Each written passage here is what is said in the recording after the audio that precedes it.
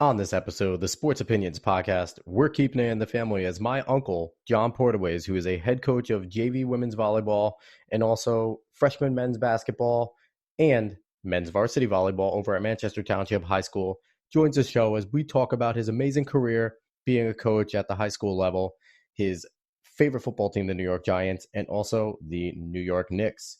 Without any further ado, enjoy the show. What's up, sports fans, and welcome to the Sports Opinions podcast. I'm your host, as always, Alex Quest. Is the guy that I have followed my absolute whole life, and that's not even an exaggeration. He's a person that's been involved since my first step. We've had my coach Pete Colizzo on here, and I said he's like a second father to me. This guy quite literally is my second father in a lot of ways. He is my uncle. He's coached me before. He is a head coach of, I think, almost every sport that Manchester High School has had to offer. Currently, women's volleyball. John Portuese, what's up, Coach? Hey, how you doing, Alex? What's going on? Good. So, how many years have you been coaching at the high school level? High school level, I had years back in 79, 80, 81, 82.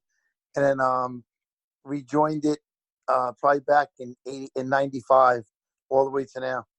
So to quite say a while. To say you have experience is an understatement. So you've seen a lot of different things, a lot of different transitions, not only in the times and how things have gone, but also in the athletes, the type of athletes, the way that we all train. What has your coaching philosophy morphed into? Kind of give me a little bit of in-depth, because you've been an assistant coach, you've been a coordinator, different sports. What is your philosophy molded from as a young man just starting out up until what it is now? Oh, just, you know what? Just enjoy every day. Enjoy the athletes. My biggest thing was, especially for high school, for any sport I'm coaching, is that you never cheat them. You give them 100%. Every single day. It's amazing. You probably remember this from freshman football or any freshman sport. When they come in, we just tell them how fast their 4 years are going to go. And it's true. After the first year, or after a couple of years in their senior year, you're getting there and you're looking at them and you say, guys, you realize how fast this time is gone. And they like, Coach, it's unbelievable. So the biggest thing for me is never cheat them a day, man. Never cheat them one day. Be prepared. Give them 100%. That's important. And it's funny because you've been a coach for so long at Manchester High School, and you did football, you've done men's and women's basketball, you're now doing volleyball, you did some men's volleyball. There's very few sports there. You did track. A few sports there that you track, yeah. You haven't coached. And it's interesting, throughout my 4 years there, you were legitimately my coach for only freshman ball. Right. And after, I don't even think you were my coach for freshman ball. I think you moved up that year. I think it was Coach Copeland. I think Coach George was there, and Coach Pick. Right. So absolutely. I moved. I was defensive coordinator for varsity. But it's funny, and it goes by. And I was saying the other day to somebody, I was talking to actually Coach George, and I said, Danny, your cousin, he played 4 years, 3 years varsity, and he was an defensive lineman, and I was the receiving coach and the D-back coach, and I never seen my kid play in 3 years varsity. The only time I saw Danny play was on film. And Danny he was an undersized mauler, to say the least. He wasn't your biggest guy there for the line, but he just had a whole lot of balls and heart. That's what Danny had. And smart. But I didn't see. I mean, just watching film after a game or Saturday and Sunday, just watching film. That's when I saw Danny play. And even though I was on the sideline, it's funny. I never saw him play. But even with the high school sports, if you remember, at the same time, I coached gymnastics for over 20 years. Yep. So in private clubs and private settings. So I hit every gamut of coaching sports, from private to all the way to high school. So what is it like when you're sitting there, you're a coach, and I don't think you can deny now, a pretty influential coach over at Manchester, but even during the time where my sister and your daughter, my cousin Jessica, my sister Christina, who's been on the podcast before, they were at the high school. Danny, your son you just mentioned, my cousin was at the high school. What was it like being a coach inside that building, even though you didn't teach in that building, but being a coach there while your kids are going there, and both of your kids were athletes. Jessica, fantastic gymnastics cheerleader, and a good hurdler in track and field too. What was that like? Right. Um, I think there's more pressure on them than me. I mean, I just knew so many kids, and I taught high school years ago, and I taught middle school. But from Manchester, since I was in Manchester for 30 years now, I taught in elementary school, which I had the kids all the way from kindergarten all the way to fifth grade. And when I got back to high school, it was just rekindling those relationships. And honestly, the kids, they just never change. They're just bigger, but they really never change. I just knew something. I think the pressure might have been more on them, having the dad there every single day and involved every single day. But I think they handled it well. I handled it well. So it's a balancing act. But Yeah, we I did, can attest to that there was a we, little extra pressure. we did a good job. Yeah, I mean, so I might get a. I was always, if you remember, I was always tough with grades too, and I still am. I mean, if you're not producing, in the classroom, um, that was one of my biggest things. Even when I went down from varsity down to freshman football, I remember we had 1 year we were undefeated. We had a lot of years undefeated, but 1 year we were undefeated, and I took the clipboard, went out to the practice field. I had 48 kids on the team, and only 13 were passing that year for the progress reports. And I told them if they don't get their grades up, man, we're gonna have to forfeit that game. And it was a Friday night game. It was a Friday game, and we had to play at the Pop Warner Field against Jackson and Liberty, and they were pretty good that year. And I remember I had 11 kids, 9 starters, that had to sit out in their jeans and watch the game because they didn't get those grades up by that Friday. And we still won the game. So you know, so grades were big for me, and they still are. You can't play for me unless your grades are there. So And I gotta say, I attest to that because I've just, I've always been a pretty good student, so I never had to worry about that. But it was definitely something, it's a philosophy that you took very seriously. And this definitely goes right into my next question. As a coach, for how many years that you've been, how do you measure success at your level as being a coach when it comes to seeing these athletes grow up? What is the success? Is it seeing some of, a Joe Johnson, who was a kid that you coached, be successful over at Monmouth and now becoming a successful man? Or what is the success? Is it athletic success? Is it life success? What do you measure it? there's so many variables for success. Like you said, seeing like a Danny Council being, uh, uh, an administrator for a school right now, and seeing those guys doing certain things. Seeing, even my son, seeing Danny as an attorney right now and playing in sports, and so many of these kids who just went through, coming back and stopping in and coming to see you during your practice. It's just like a hug fest. As soon as they walk in the door, it's like just hug, you know. And you introduce them to the players on the court. When I'm doing volleyball or basketball, whatever it is, tell them who they are, what they're about, and it's a family, and that's important. But then it go down as far as you say success. Winning is not everything. You could have bad wins and great losses. I'm doing JV volleyball now with girls. I have all freshmen. I'm playing a JV schedule. And we might play a game where we're playing a team, all juniors and sophomores, and we're playing to a 25-21 game. We're battling, and we're all freshmen right now. And at the end of the game, I'm happy as can be. And they're looking at me, and I'm like, guys, that's a great loss. You know what I mean? It's a great loss. That's success right now. That's success. You did a great job. So it varies, and as to what sport you're doing and what you're doing at the time, it does vary. So, what is the feeling that you have when you get done, a kid graduates, and he's a kid that you might look at, he or she, and it's like, man, I hope when they get out in the real world, they're going to find some success. And then they come back to you years later and they let you know that something that you taught them is allowing them to have the success that they've now have in their life? Well, I just had last year. I'm in volleyball practice, and it's funny, and I don't know if I should mention the name of the guy.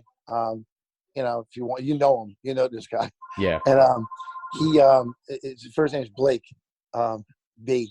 So all of a sudden, you know his sister, you know his family from Lakers. Yep. So all of a sudden, I'm in practice, and I get this phone call, right? This text, excuse me, Coach, are you in the gym now? Yeah, I'm in the gym. He goes, this is Blake. I just picked up a volleyball, and it's the first time I picked up a volleyball in like 5 years. He goes, I'm in the Army. I'm down in North Carolina. I have a wife. I have a kid, he has a kid. He goes, I picked up a volleyball, and I thought of you immediately, and I just had to text you and say hi and give a shout out. Then he proceeded to say, if I did things a little bit different in high school, I could have done so many different things in my life. I said, you know what? He was a great kid. I loved him. He did some great things for us. But it was just great to have him reach out, and think of you at that moment, So that was fun. Yeah, I know Blake really well. I know that Yeah. family. I've met him in 7th grade. He was a little kid when I was there. And that whole family, every single person, top to bottom, they're just all fantastic human beings. So wonderful. It was great coaching them and having them part of my program. So it was nice to hear from them. And it's definitely great to have those types of stories. And I feel like you're doing something right if you're able to walk around and have those types of stories. And I coach for a little, and I know that you absolutely, in your style and the way you teach sports and with the way you teach life, have definitely had an insight in how I've coached and the way that I've done things. And I've already had athletes that still stay in contact with me and just tell me that I've had a positive influence on them in the way that they do things. So I think there's very few, if you have never coached before, there's very few feelings like that, knowing that you've had an impact on somebody's life that's positive. Yeah, there's many people that also shape, what we did as coaches and influenced me. I remember, Doug Covert coached football with us, and he had me involved, and I thought he was a great coach. I'd love to have Doug Covert on the show. he was a player's coach, and the funniest stories, and I remember one time we went back into the coaches room after a practice. It was a really hard practice. We lost some players, and everybody was down. Everybody's aggravated, and like, these kids are terrible. These kids are terrible. And a couple coaches were complaining, and he looked at him and he said, he goes, well, what are we going to do? He said, coach them better. He goes, you don't get it. You don't get it. We have a couple starters. These kids can't play. They can't replay. He said, coach them better. Coach better. That's all he kept saying. And then the room got quiet. And he just said over and over, let's coach them better. And we all walked out of there like rejuvenated a little bit, like saying, wow, he's right. Let's coach him better, stop, and sometimes a great coach like that just sets you in the right direction. You know what I mean? Impacts you. So just the little things that, it's frustrating at times, but it's so rewarding at the end. Coach Covert was definitely a great leader, as good as he was as a coach. Unfortunately, he was there my freshman year, so I didn't have the chance. I went through camp with him, but I didn't have the chance to actually be coached by Coach Covert. But obviously, I've known Doug for years through you. I've known a lot of people through you for years. You've been a proxy for me. Yeah. He was a fantastic person. And the coach that followed him, and Coach Panicu, was another great just leader and coach. So we had a nice group of coaches. I talked to Coach Fentz a while ago on this show, who was, one of our brothers in arms, literally. We've known Steve forever. So we've had a lot of good coaches coming in and out of Manchester. And you have also been an educator in Manchester. Like you said, you went down to MTHS, Manchester Township Elementary School, when it was brand new. First brick being put, you were a phys ed teacher. You still are a phys ed teacher there. How have you found that being an educator has made you better as a coach, or vice versa, as being a coach has made you better as an educator? They're hand in hand. I mean, I use so many coaching styles and so many things in my phys ed classes, and I incorporated, even with my phys ed classes with 5th grade and 4th grade, I incorporated a coach's wall, and we would do something, and then maybe say we're doing soccer, whatever we're doing, we get to the coach's wall, coach's board, and I'm working on my coach's board and telling them where to go and how we're going and what we're going to be doing, and just their eyes open up, and I'm like wow. And we're outside and we're doing it, and they're giving me 100%. So just so many things I use as a coach, I use in the classroom, and it's just interchangeable. It's interchangeable. It completely is. I found that out when I was substituting, and definitely working with you as a substitute was eye-opening too. Just seeing how so many teachers do it so differently. I wasn't only a substitute as a substitute teacher; I was sometimes an aide, and just seeing just how simple you kept things, and Right. that I feel like is not only the key to success in teaching and in coaching, but in kind of life. And I've known you forever. That's just kind of how you live your life. The simpler, the better. And I feel like you live a pretty happy life, you and Titi. Yeah, we do, and that's it. Keep it simple, and the whole thing is respect, and that respect is a two-way street. I mean, I demand, me, I demand respect, and what I'm doing, but I'm also going to give you 100% respect, and that's the kids appreciate that. They know where you're coming from. You can be tough, but they know where your heart is, and that's important. It's funny. Not too long ago, a few months back, I happened to stop at the Wawa for a cup of coffee, and this guy, I know who he is. He was a running back. I just can't place him entirely. He stopped his Suburban in the middle of the road. Just want to get out. He's screaming at me, Coach! Jumps out. People are like going around, and he's hugging me. And I said, "What's going on?" I said, he goes, I have 4 kids now. He's going on and on and on. I'm late. I got to get them. And I'm like, tears laughing. Like, but he stopped in the middle of the road, just to hug me. I'm like, oh my God, this is great people, Yeah. It's just so rewarding. It really is, watching them. So you've already shared a few of your memories. Do you have any that are just right up there as, if you could share a few, if not just one of your best memories in your whole entire coaching career, whether it's on the court, on the field, off the court, on the field, that has to do with the athletes? What's your best memory that you could think of right now? You know what? There isn't one. There's millions of them. I mean, I coached basketball for a long, long time, and that's your passion. And then one of the we won the OBM tournament. That was real. That was great a few years back. And the boys still come in. We see them all the time. Occasionally they all come in and they still, visit us. And that was great. Getting to the state champion finals, that was exciting. It was unbelievable. I remember Ramsey. We were in the finals for Group 3, and the place was packed and was crowded, and you couldn't hear a thing. But the practice, the color practice before, we looked at each other. We put hand signals in because we, just in case we couldn't fall plays out and change defenses, all hand signals, and these kids just responded. I was sitting right next to Ryan, and I couldn't hear what he's saying. But through all our hand signals, we coached them to ended to be a 1-point loss, but it was great. It's just like so many different things that impacted, impacted my life. And you talk about how certain things are interchangeable, and you were a football coach for a long time. I remember Coach Ramsey was a football coach for a little bit. Right. Did that kind of influence that you guys thinking, let's throw in some hand signals? Because that's something common in football to have some of that stuff. Was that where kind of that thinking came from, to incorporate hand signals? And a lot of basketball players do play football, so it is semi-easy for them to catch on. Right. I don't know. I don't think so. I just we realized that of the environment, that it might, just looking ahead, we were really prepared. Really were prepared that year. And so we just did everything right, So I don't think so. I think that it's just part of our preparation, just came in. But it was a good year. It was, a fun year. It was a great year.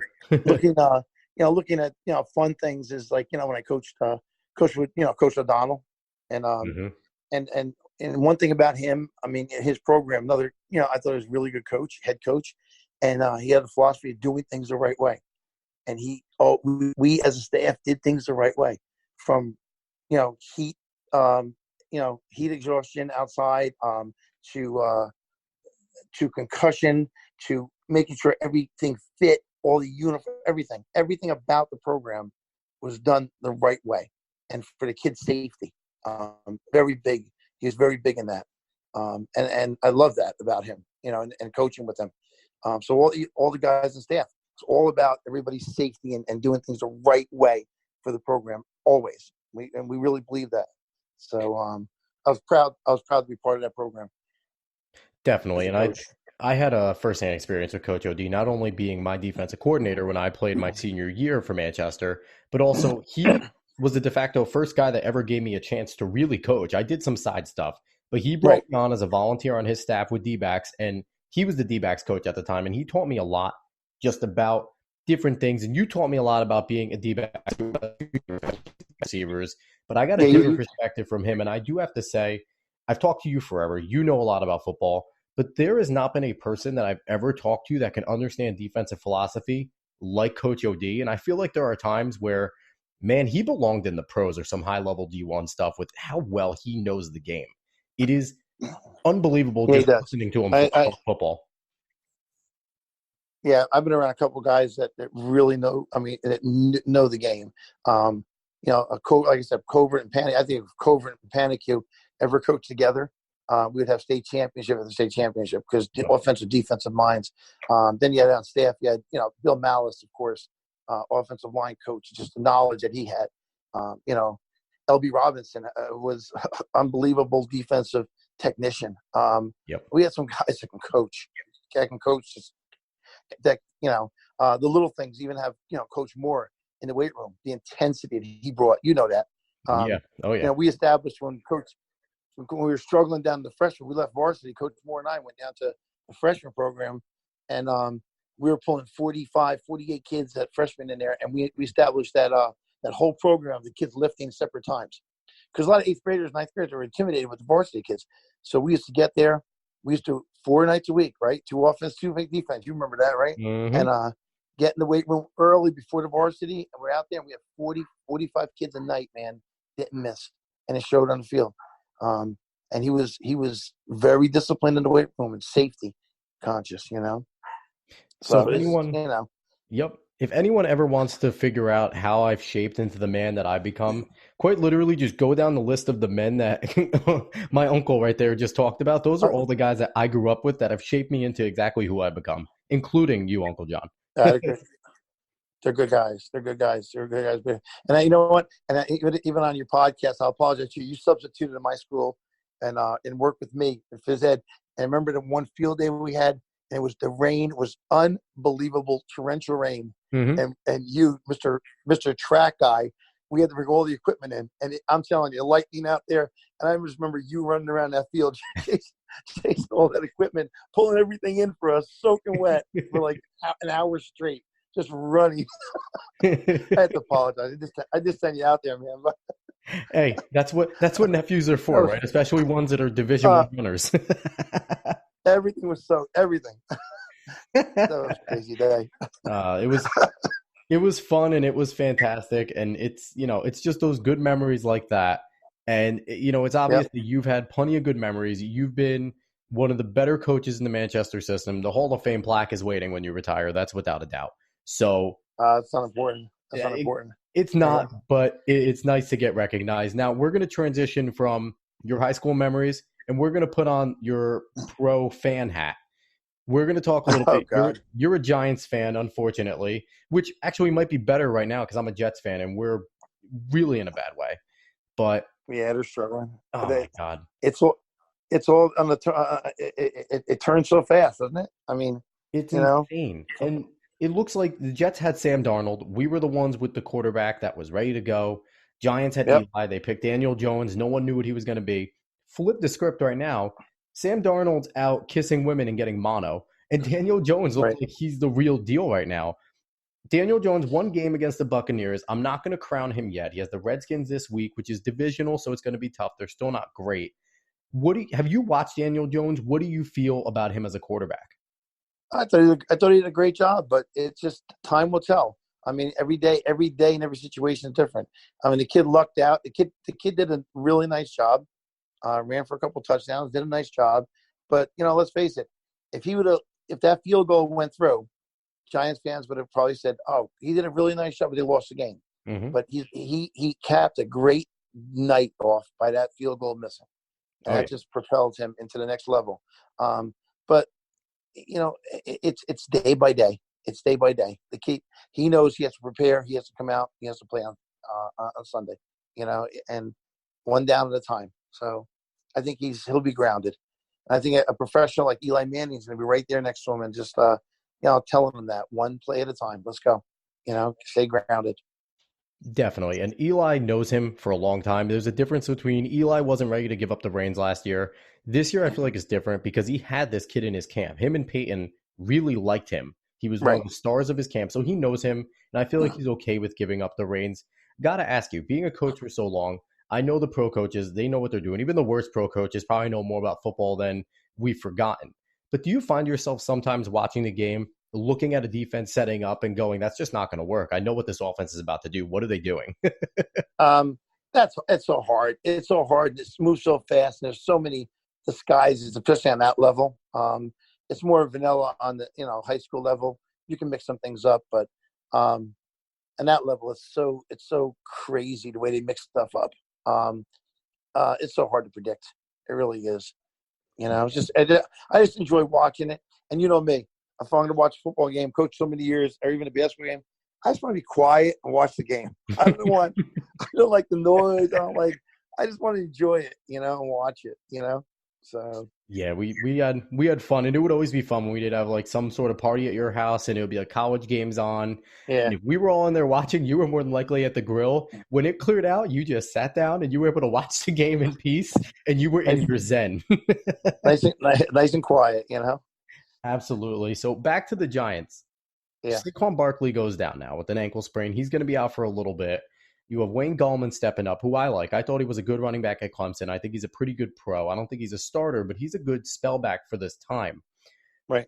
Do you think the Giants can keep themselves grounded? Because that defense still isn't good. They're not playing well. Coach Shermer is really in a do or die situation with a rookie quarterback, his superstar running back injured, and receivers still not back. Continue to stay competitive enough to keep Shermer's job and maybe run a miracle table and maybe see the playoffs?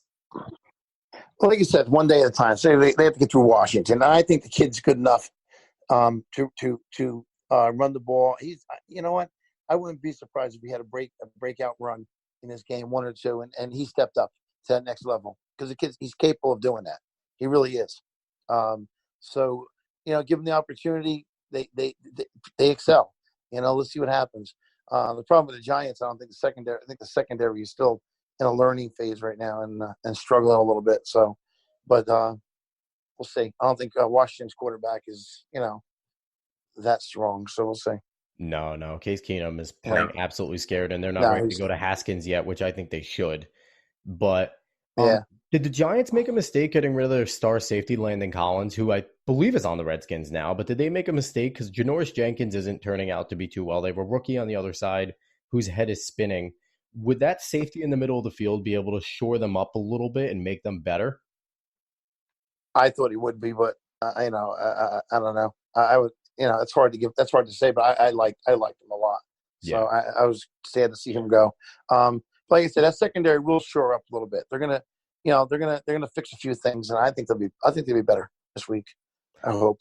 I hope so for the Giants, because I'm tired of seeing the Bills being 3-0, and then you have all the Bills fans like, oh yeah, that's really New York's team. The Jets and Giants play in Jersey, right? And it's like, no, shut up. The Bills are Canada. I don't want to.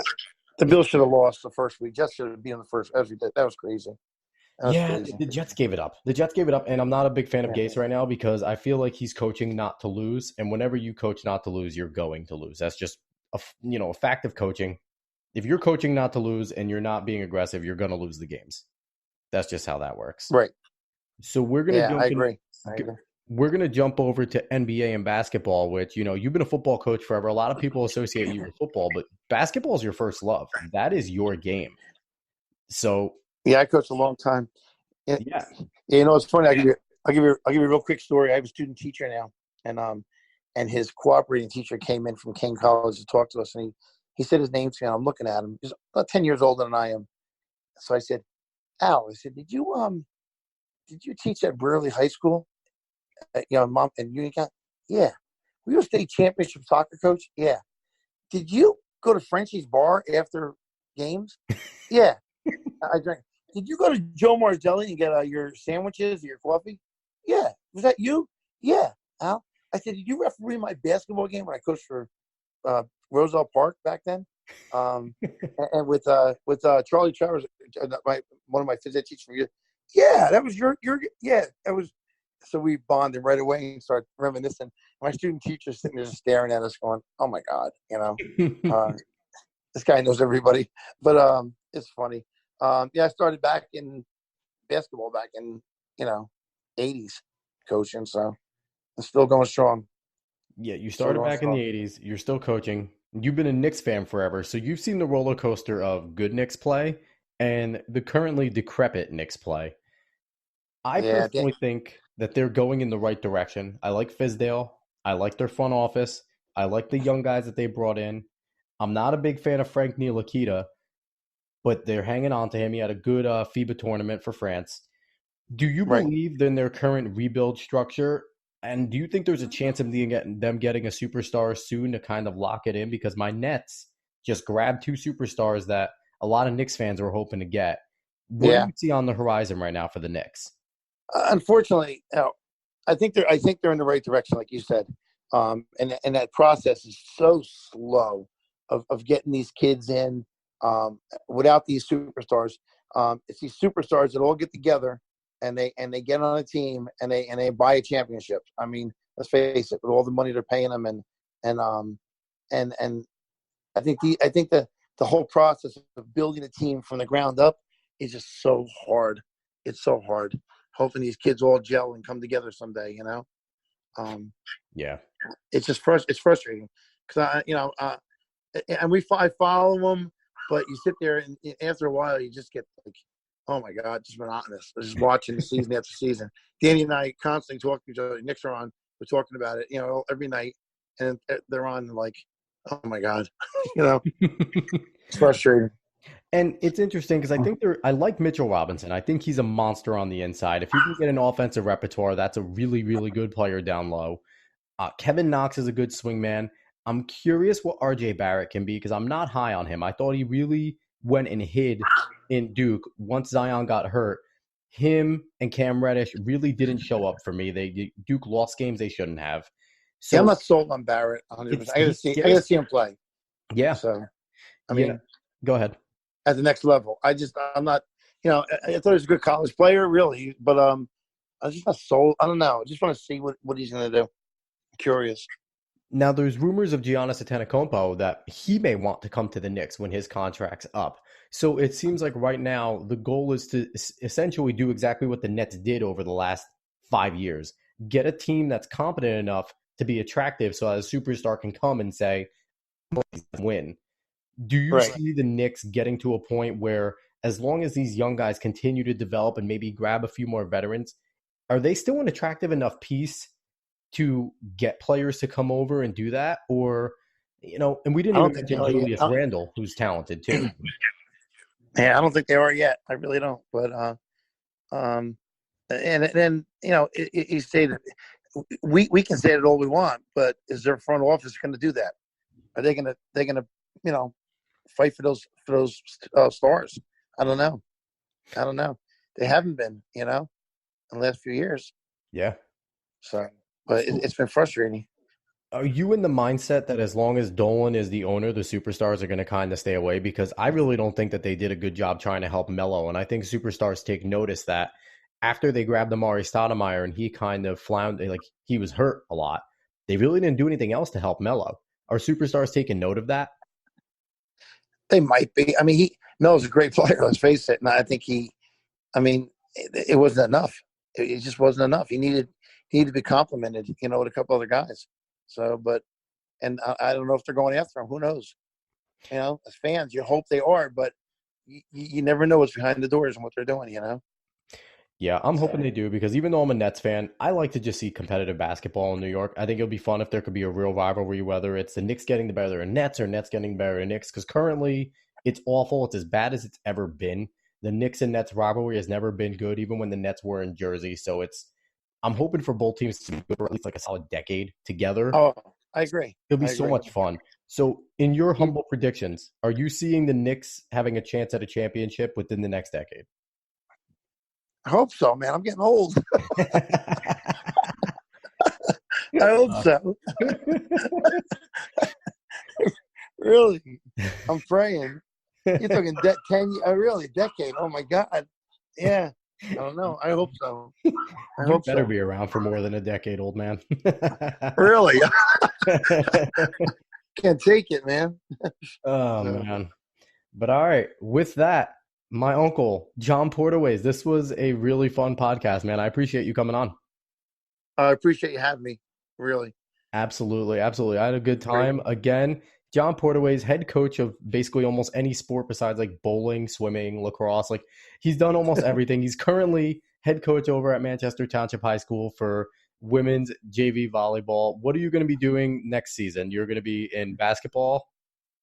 Well, I'm doing basketball again. I went down to Basketball. freshman, believe it or not. Okay. And last year I went down. 2 years. Went down to freshman last year, and Ramsey actually picked. We had good freshman classes. So the last 2 years, he took the top 3 freshmen of varsity. Mm-hmm. So I lost my top 3 freshmen, and we proceeded to go 20-2 last year. There you go. Beating everybody by 30 and 40 points, and I had a great team last year. Unbelievable work ethic in these kids. And what do you got planned for the spring? Men's volleyball again? Yeah, I got volleyball. It was good. We had a good team. I have all juniors last year. Are going to be seniors. I got coach of the year last year, which is nice in my division for volleyball. So all my boys are seniors this year. So we're working hard and we're hopefully make some noise this year. So great group of guys, my volleyball team.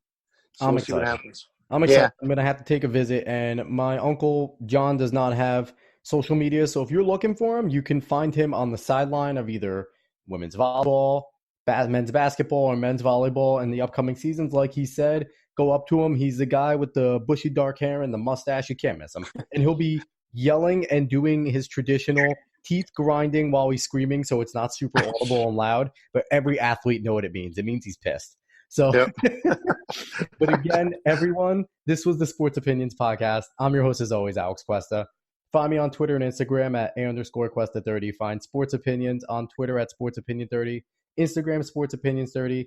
Visit the Facebook page, and wherever you're listening to this, give me a good rating and review. Helps push me up so that you can hear all my great guests.